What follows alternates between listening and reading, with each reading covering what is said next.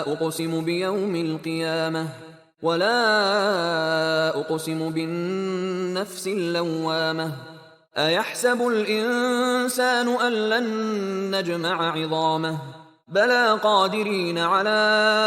أن نسوي بنانه بل يريد الإنسان ليفجر أمامه يسأل أيان يوم القيامة فإذا برق البصر وخسف القمر وجمع الشمس والقمر يقول الإنسان يومئذ أين المفر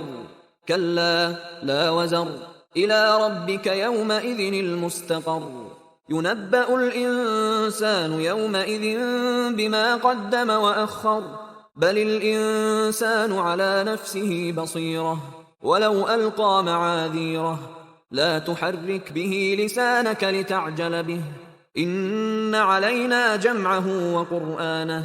فإذا قرأناه فاتبع قرآنه ثم إن علينا بيانه كلا بل تحبون العاجلة وتذرون الآخرة وجوه يومئذ ناظرة إلى ربها ناظرة ووجوه يومئذ باسرة تظن أن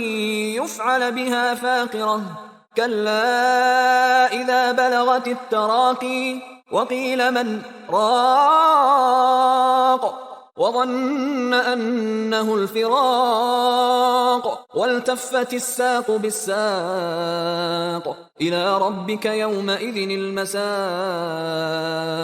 فلا صدق ولا صلى ولكن كذب وتولى ثم ذهب إلى أهله يتمطى أولى لك فأولى ثم أولى لك فأولى أيحسب الإنسان أن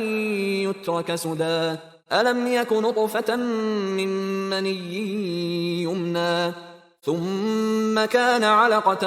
فخلق فسوى فجعل منه الزوجين الذكر والأنثى أليس ذلك بقادر على أن يحيي الموتى